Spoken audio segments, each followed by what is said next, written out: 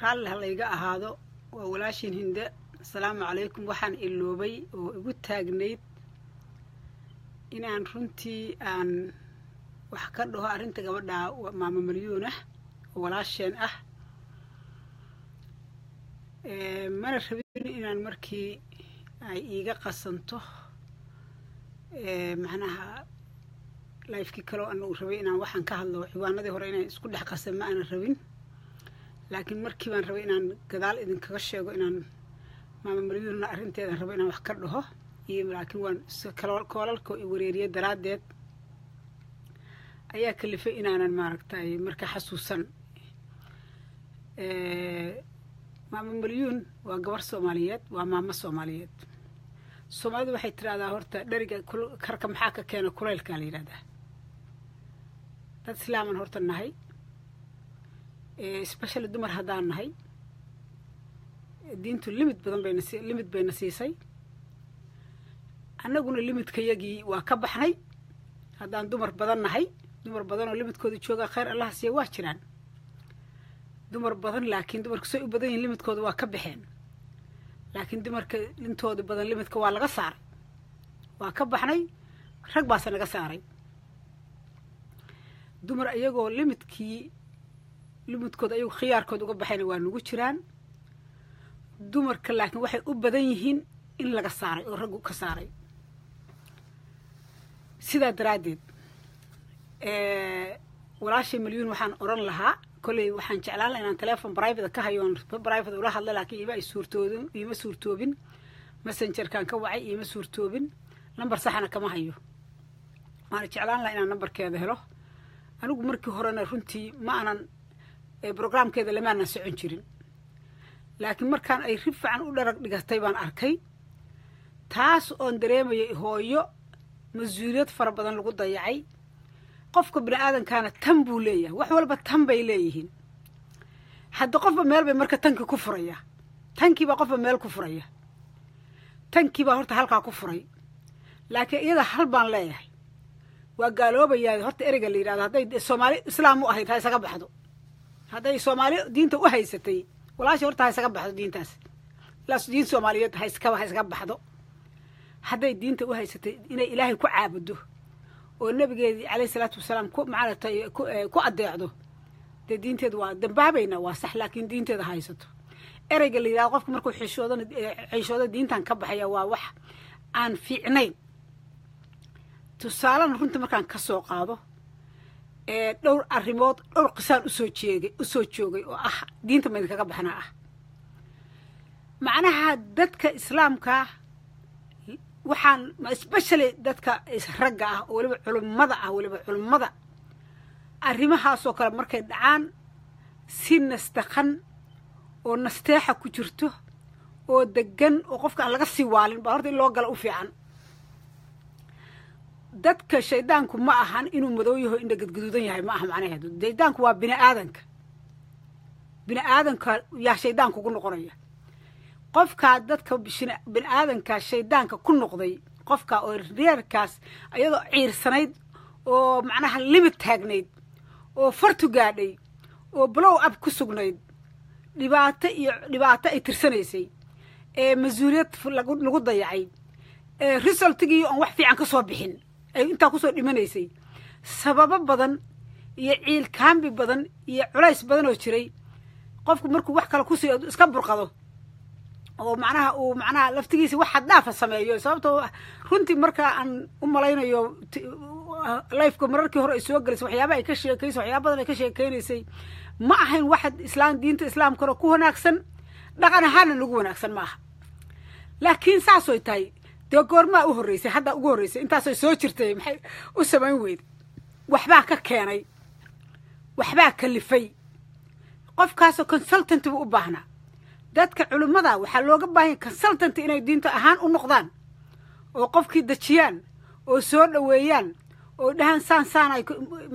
kuma fiicna, saan waa lagaa qabanaya, kan waa qofka dadka ay dhibaataynayana lagala hadlo oo le war maxaa qoftaan dumarkaa ka rabtaan oo looga muxaadareeyo dhibaatada qofka islaamka oo lagu dhibaateeyo, xanuunka iyo dhibaatada iyo ciqaabta ay leedahay dunya aakhiraba. loo tuso gabar qof yaroo jilicsan oo dumar inay tahay qof tiri maaragtay maraykankan ama yurubtan ama qurbahan culaysku waa badan yahay dadku furinjeer iyo raashin hal la haysto laakiin culays kaloo fara badan baa jira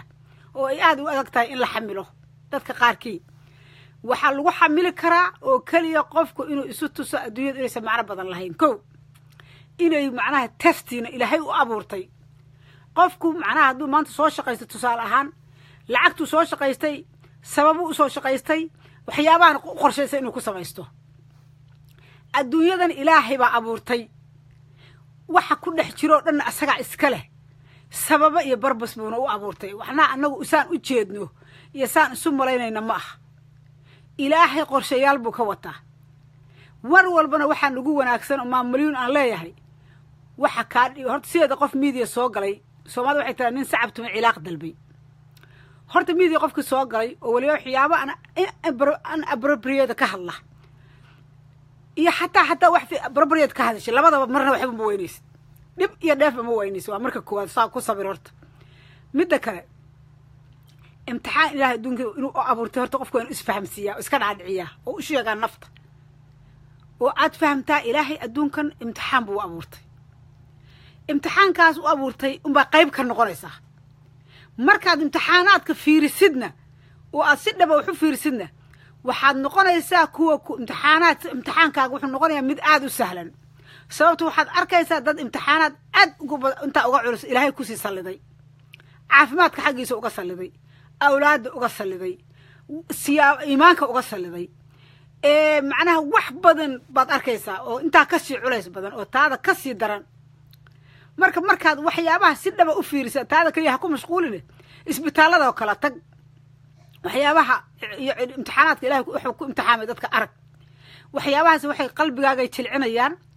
waxay kuu sahlayaan culayskii inuu kula fududaado adigu ku saarnaa inuu kula fududaado ayaa kalifaysaa baad macnaha ka dhalanaysaa waaba iska go-ay warba waa internetka halaysan baan u malaynayaa oo macnaha wareegayay internetka slow ah marka iyada waxaan jeclaan lahaa walaashay inay iimaanka isku sugto ilaahayna sujuudda ku barido waa hadday iyadu ilaahay diinta u haysato ilaahay ku caabudaysa hadday soomaali ku caabudaysana dee ha isaga tagto anigu saas horta qofkii soomaali diinta ugu jira waa isaga tag sababto wallaahi bilaahi tallaahi dhaqamo fara badan oo soomaalida ay caadaysteen inaan diin loogu jiri karin qofkii diin ugu jiro isaga tag oo diin soomaali isku diin baan nahay haddaad u haysatay uga tag laakiin haddaad diinta aad tahay qof islaam oo ilaahay qiray waxyinimadiisa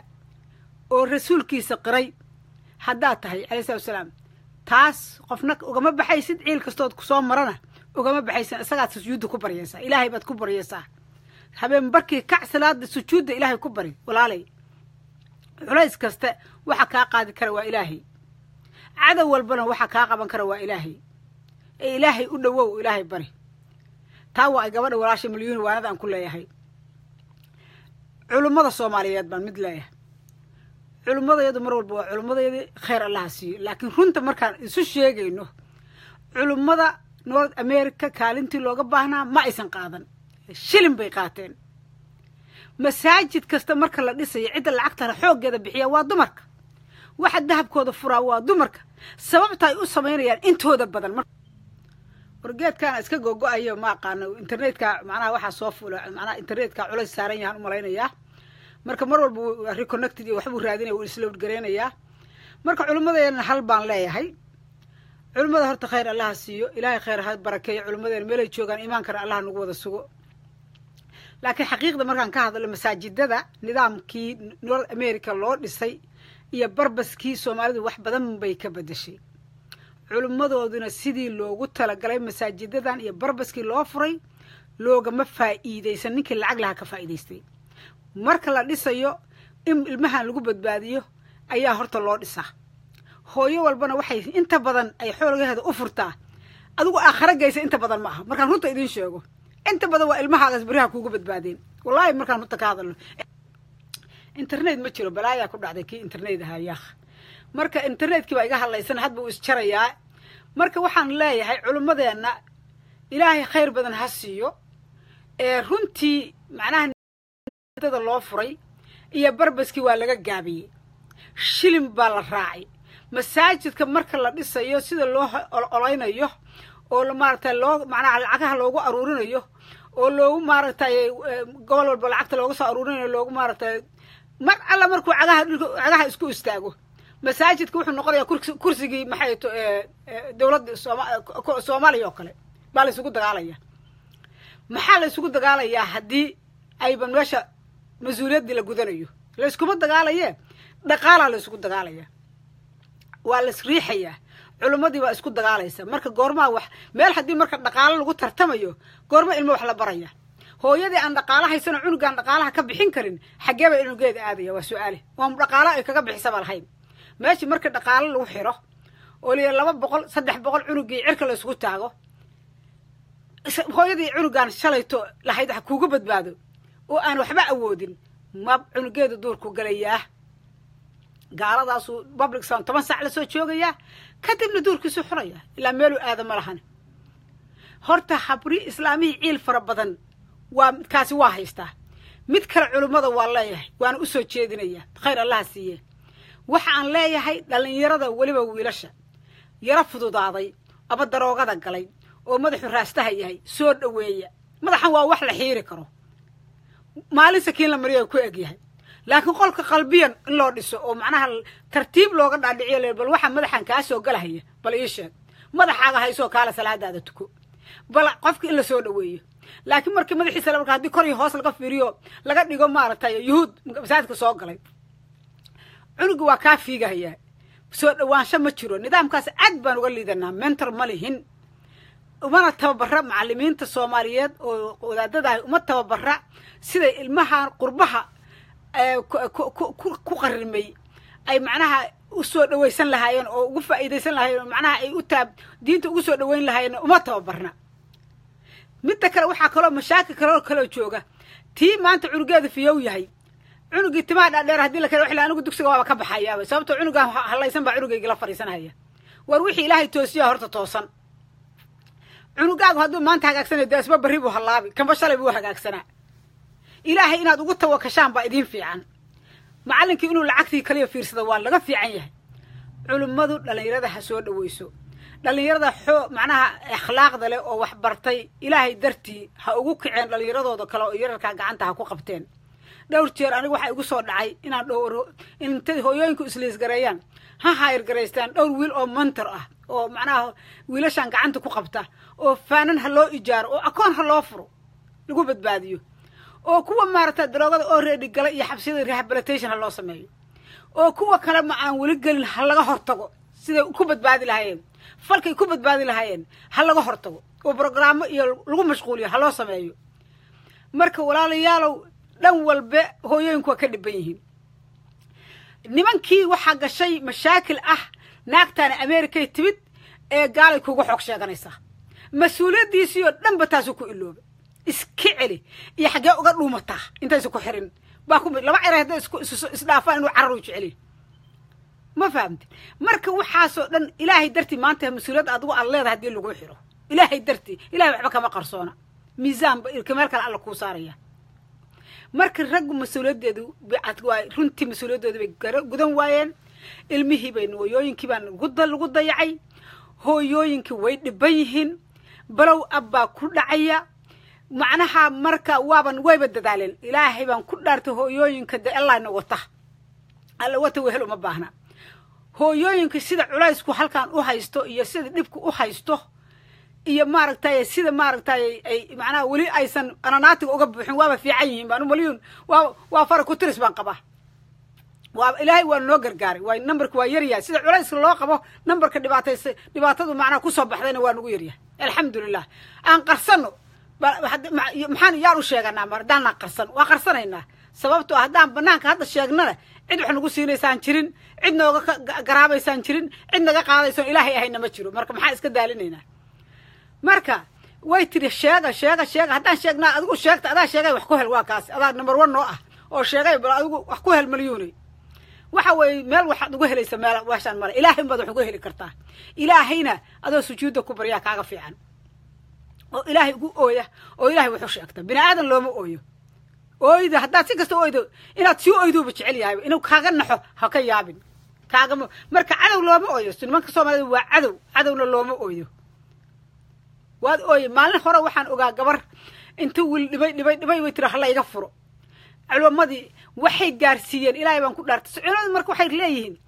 waxay caado ka dhigteen iyagoo diinta u jooga inaysan macnaha si application si sax ah aysan applicationku aysan ugu apply gareenin qodobkii oo aayadii ayagoo waxuun xeerinaya amay hadda camal ka tahay amay kan ka tahay qofkii hadday runta u sheegto war camal igama aha war waa iga soo dhammaatay war kanaan walkan ku hayay oo intaasaan ku hayay oo intaasoo sanaan soo hayay war ilaalayaalow naftaydii baa ka soo taagan iga walaalow xarigaygaan rabaa war si kasta haddii qofkii meermeeris ballan beena heer waxay ka gaartay talaatolada diinta mada kaa baxnaa marka culimmada waxaa la rabaa qofka bini aadanka oo dumarka markuu usoo macnaha dacwoodo diinta islaamka waxay ka qabto iyadoon la meermeerin in la mariyo hadday gabadhaasi diinta islaamka dee meesha maraysa loo sheego qofka bini aadanka islaam wey wuu ku qanacaya laakiin qofkii laftigiisa diintii damka ma ahan waa u bilaaban yihiin dadkii war haddii qofkaani masruuf baan ku leeyahay oo ninnimaan ku leeyahay oo marashan ku leeyahay haddaan wixiiba ka waayey naftaydiina aan intaa ka badan u dulqaadan karin sabab igu haysan karo xarigayga ii sheega iyo wax ii banaynaya haye laguma hayo may waa lagaa furi karaa may kuguma laha hadduu taalla ka waaya haddaa waad sheegaysaa iga fur maya anigu ma yeeli karo ii kaadi waxa weeye qofkii inuu asaga maskaxda ku dhuftayba kalifayaanba qofka bini aadanka islaamka oo weliba qof ehlu iimaanay weliba ahayd gabadhaasi runtii markaan sheego ay ka gaartay war ma diintaan idinkaga baxnaa diintii haddaad ka dhigtaa wax idinku jeebkiina waxaa rabti la jiifiyaano bannaan oo saa rabtiina aad u dhiganaysaan markaad rabtaanna ay maaragtay sidaa doonta u dhigaysaan xoogaa yar waxay noqonaysaa dadka inay noqoto diintii maaragtay inaad macnaha dad badan maaragta aad ka riixdaan oo soo geli lahaa ama maaragta ku fiicnaan lahaa marka gabadhaasna waxaan leeyahay walaashay iimaanka allah ku sugo walaalay ilaahaygu ku abuurtay bari ilaahaygu ku abuurtay ka baq annagoo dhan halkaan aan ku jirnaa codkeennoo dhan baa cawro ah dumar baan nahay gaalaan usoo haajirnay maxay laakiin waxa weeye hadda waxa laga tooba keeni karo iyo wax horta sideedaba kow in laga siiyo mudan bay kala yihiin qof diinta ka ridoobay waa qof kow in laga siiyo diinta islaamka naftiisa in la gooyo dadkay banaysay wey annagu marka maadaama aan dumar nahay oo aan miidiyahaas xataa soo galayno dembi bay noogu tagan codkeenniiba cawraa wejigeenniiba cawraa waxaasoo tahan waa inaan dembi ku jirna waa ognaa laakiin ilaahay waa qof uricin haddana niyadda waxaan ku haynaa ilaahay inuu dunuubahaas noo dhaafayo oo markaas meesha aan soo galaynana intentionkeena uusan xumayn inaan usoo galla aysan ahayn xumaan uma soo galayna inaan ama wax ku toosino ama wax wanaagsan ku sheegnaan usoo gallaa kollay anigu shaksiyan ilaahayna waxaan mar walba niyadda ku hayaa inuu iga maaragtay wixii dembiyana ii dhaafayo wixii khayrana iga abaalmariyaan ilaahay weydiistaa mar walba marka ma aanaan ahayn rag waa nagu sii daayeen dalkii bay naga soo burburiyeen gaalay nagu soo daayeen carruurtii bay nooga tageen maxay tahay gabadhii garoobka ahayd oo maanta la furay shaah way leedahay nin bay u baahan tahay kii kaloo ay guursato ilmahaan tabar uma hayo ilmihii waa isku soo taagayaan asagii baan maaragtay ilmihii wuxuu u arkayna xataa ilmihiisii oo nin dhabarka u roganaya dee kii ka cararay kii dhalay baa ka cararay ku kalena dumarka u rogan maayay kii u yamaada amuba yahay mid asagoo ku gabanhayaba oo asagoo laftigiisa raba inuu maaragtay haye adaaban adoon ilmo kule ku guursaday hadday koolkooli camal amay tahaba adigu xaaladihii way adag yihiin culimmadeenna khayr allaha siiyo ilmaha iyo xaasaska hoose loo fiirsho gabdhaha ilmaha la dhacdhacayo oon dhaqaalahana ka bixin karin ilaahay inta laga cabsado brograam ha loo keeno oo ha lays xilqaamo oo ilmihii macnaha ha laga qabto oo macnaha waxa loo baro iyagaa keenaya oo la taagan oo ka daba socdo waad ogtihiin laakiin fursaddii aqoontii idinkaa haya masaajidkiina idinkaa fadhiya ee ilmihii ka qabta gabdhaha oo ilmaha nala celiya oo sidan calamay sida noo dhaama ilaahay khayr badan ha idin siiye walaashayna maamuliyuun waxaan leeyahay iimaanka isku sug dharkaaga xiro ilaahayna ka cabso ilaahayna wax u sheego ninkan ay ka cabanayso iyo dadkan ay ka cabanayso ilaahay ka baqa oo maanta waad fiyowdihiin oo maanta waad caafimaad qabtiin oo maanta maarad waa safety baad haysataan intaba daqiiqada muddo kooban baa ilaahay ka qaadi karaa masiibooyin siyaabo kala duwan baa alla inkugu sallidi karaa ilaahay siyaabo kala duwan buu idin imtixaami karaa gabadhaas meeshaad gaarsiiseen iyadoo dhibaato hore la u tirsanaysay oo nin soomaaliyeed iyo kuwa ilmo ka dhalay iyo kuwa guursay iyo kuwa qaawiyey bay dhibaateeyeen haddana oo ilmihii maxayta la wareertay oo ilmihii u caal weyday oo wax la qabta weyday inaad macnaha haddana maskaxdeeda markay balow abtiriyo iska qaraxday inaad daba dhigataan inaad wareerisaan inaad toorjartaan ma fiicna qofka ha loo nasteexeeyo dadkaasoo gabadha daaya ilaahayna ka baqa ilaahay dartii u daaya gabadha ilaahay dartii u daaya wixii dambi ka dhacayna ilaahay ha uga tooba keento ilaahayna gabadha ha ka cafiyo iyaduna siday taa joogta hadda ay marayso xaalad fiican maana iska bedasho ilaahay ha u noqoto dharkeedana ha xirato anna intaasan walaashay uga tagayaa ilaahayna iimaanka ha nagu sugo meelaan joognaba assalaamu calaykum waraxmatullaahi wabarakaatuh